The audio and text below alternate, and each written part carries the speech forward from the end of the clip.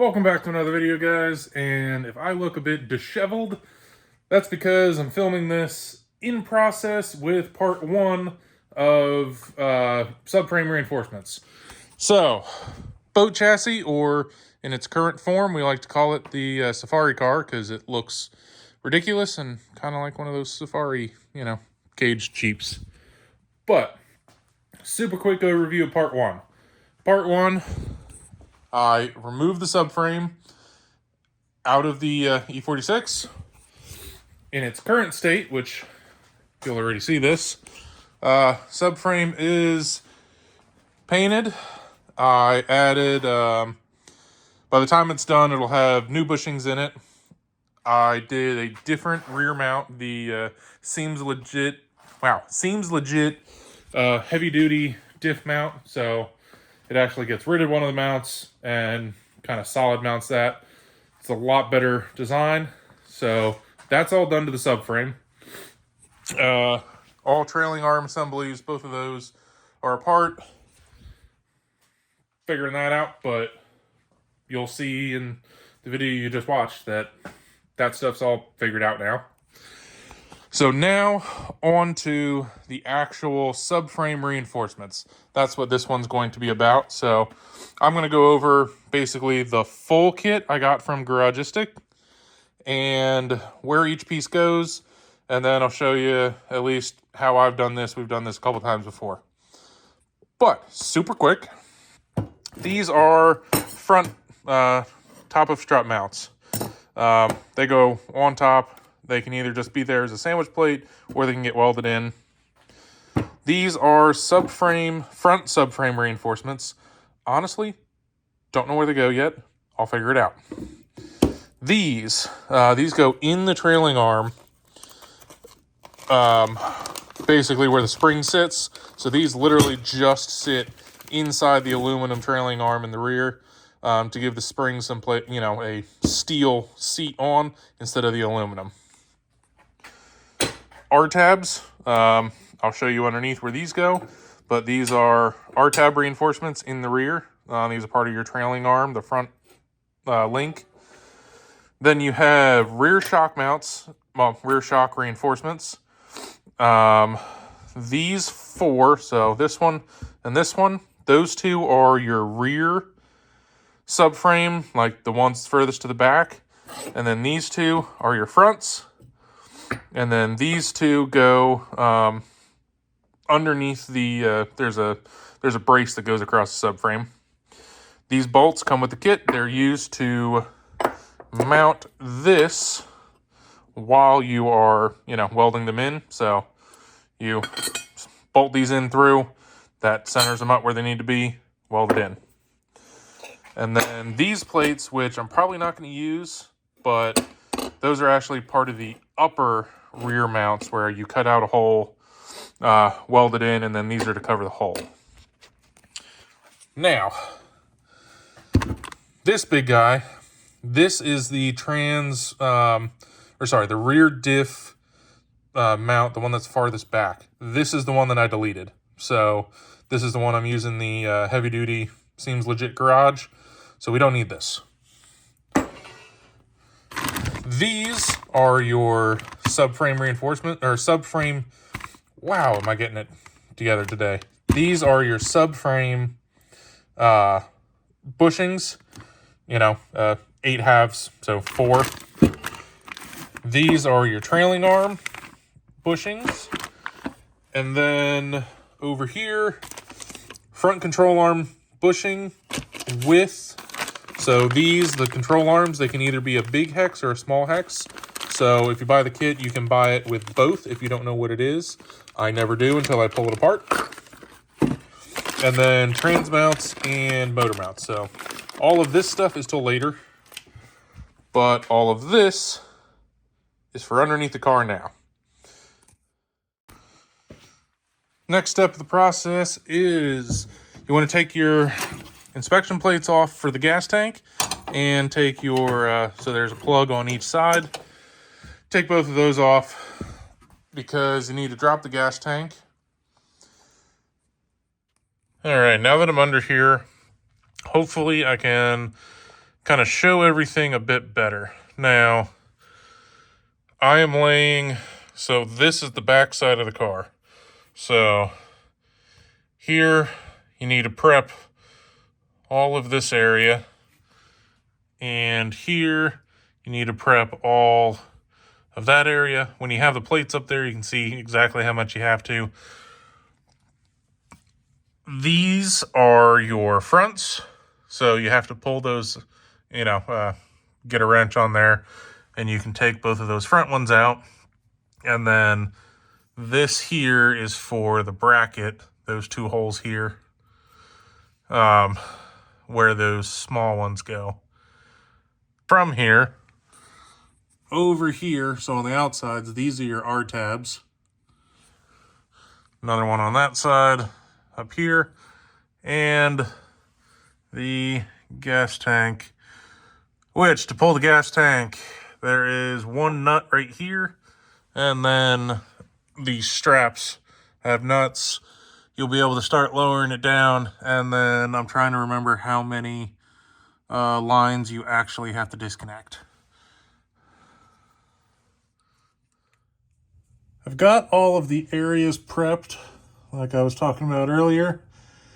Now, we will talk about the, the elephant in the room for E46 chassis reinforcement. This is the entire reason that you do it. If you can see this, so that crack all the way through there. I only have a crack here on the driver's side rear. All the others look fine. I've inspected those. Now, first order of business was to take a drill, and you want to find the ends of all the cracks. Like, there's just a tiny little hairline kind of coming out here, but drill a hole at the very end. Drill a hole at the very end of this little, whoop-de-doo out there, and then over here where it wanted to start coming this way, and then back here. So all the spots where, it looks like the crack is still going, you want to drill a hole. That way the crack doesn't go past that. And now you want to come through, you want to grind out, give yourself some room in here, grinder or a flap wheel, or not a flap wheel, cutting disc. Kind of give yourself a little bit of a groove right where the crack is, and then weld it closed. Hit it with a flap wheel so it goes smooth again, so that when you do put your subframe up here, it's nice and, tight, which is why you want to put the groove in so you get good penetration through all of it. But this is the E46 issues with subframes. I've also seen them, at least in pictures, way worse. Like, if this is kind of catching it at to have a crack and catch it now is better than just not doing anything about it at all, and it will almost rip this out completely. So only one of my 4 main ones, have that crack. Fixing it now. This is why we do this. So I've been plugging away at a whole bunch of stuff, all the little tedious stuff that if you're trying to do this in a weekend, you're not going to get to, but because I'm taking time, I want to do this, right, spending some time. But plates are all in. Everything is repainted, with an anti-rust. Even the, where did it go? The shock tower reinforcements are up there.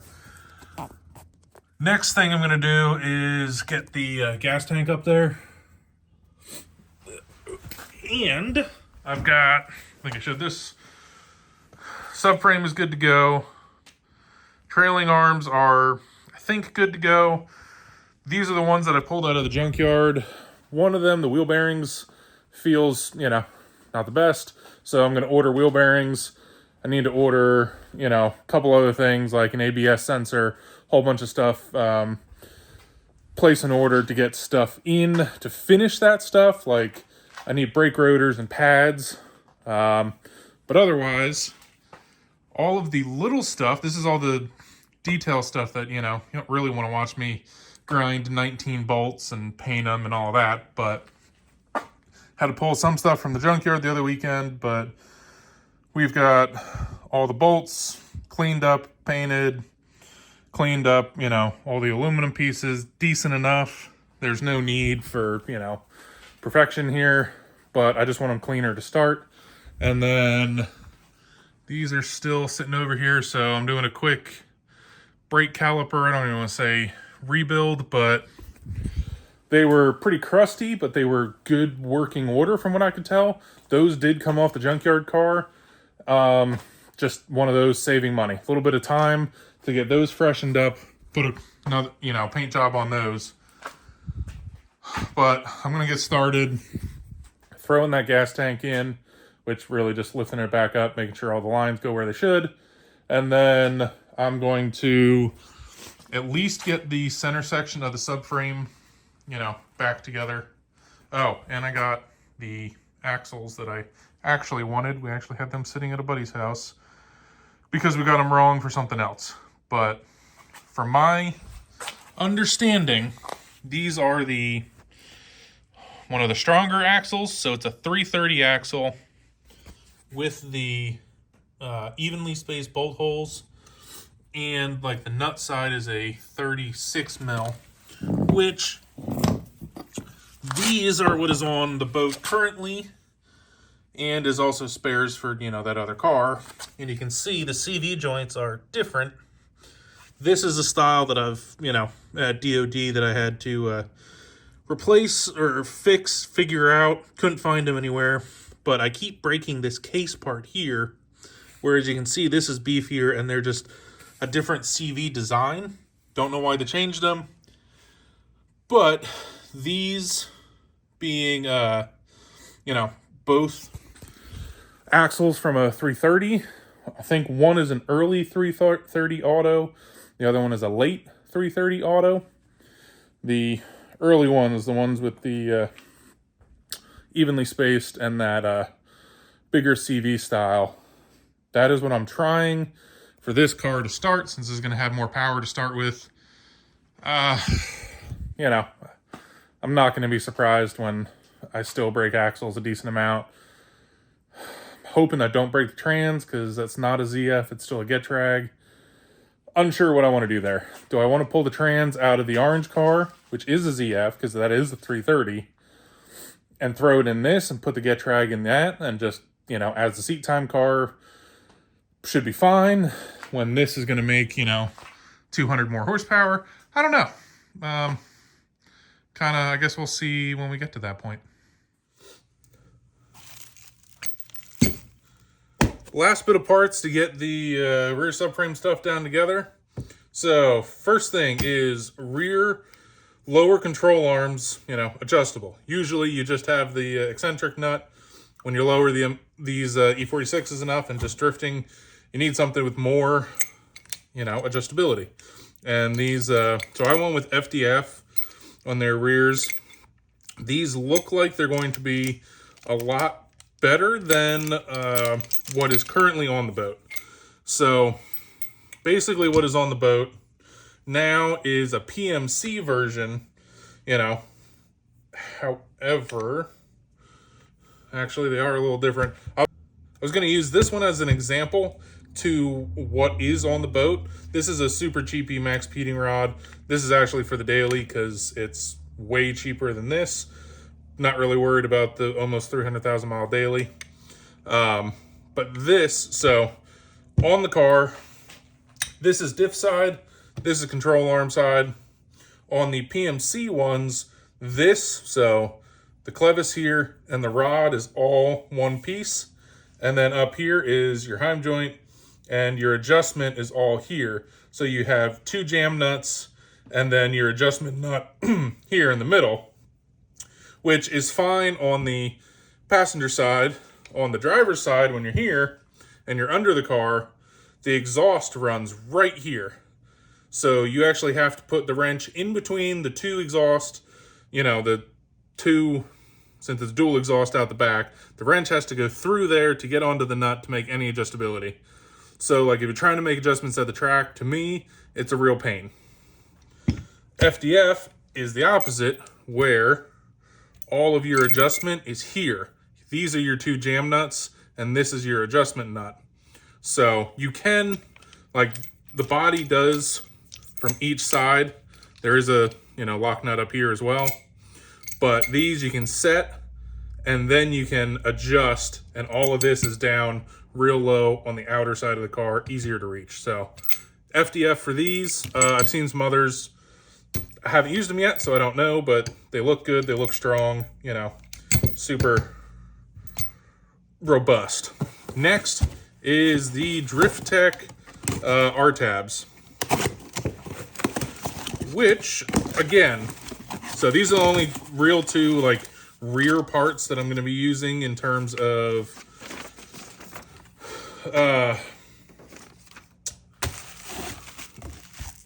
like suspension correction and geometry.